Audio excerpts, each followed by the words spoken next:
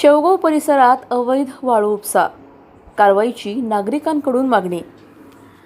तालुक्यात सध्या मोठ्या प्रमाणावर अवैध वाळू उपसा राजरोसपणे सुरू असल्याची चर्चा सर्वत्र होत आहे।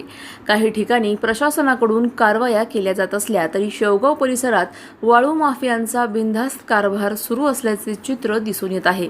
या पार्श्वभूमीवर संबंधितांना कुणाचा तरी आशीर्वाद आहे असा सवाल नागरिकांमध्ये उपस्थित होत आहे। विशेष म्हणजे शेवगाव तहसील कार्यालयात एका खाजगी व्यक्तीचा हस्तक्षेप असल्याचीही चर्चा असून त्या व्यक्तीचे काही अधिकाऱ्यांना धरून आर्थिक तडजोडी करत असल्याचा संशय नागरिक व्यक्त करत आहेत। तो खाजगी व्यक्ती संबंधित महसूल विभागाच्या अधिकारी व कर्मचारी यांना वेगवेगळ्या तक्रारी टाकून दबाव टाकत असल्याचे सांगितले जात आहे।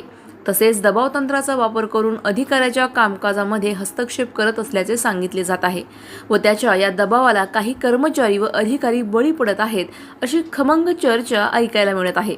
तसेच त्या खाजगी व्यक्तीचे कारनामे सध्या शेवगाव शहरात चर्चिले जात आहेत। जिल्हाधिकारी अहिल्यानगर यांनी या खाजगी व्यक्तीचा बंदोबस्त करावा अशी मागणी आता शेवगाव शहरात होत आहे। दरम्यान या सर्व प्रकारांमुळे प्रशासनाच्या कार्यपद्धतीवर प्रश्नचिन्ह निर्माण झाले आहे। त्यामुळे पोलीस प्रशासनाने अशा अवैध प्रकारांवर कठोर कारवाई करून वाळू माफियांना आळा घालावा अशी ठोस मागणी नागरिकांकडून करण्यात येत आहे। अधिक माहितीसाठी स्टार इंडिया 1 न्यूज पाहत रहा। चॅनलला सबस्क्राइब करा आणि अशाच अपडेट्ससाठी बेल आयकॉन दाबा।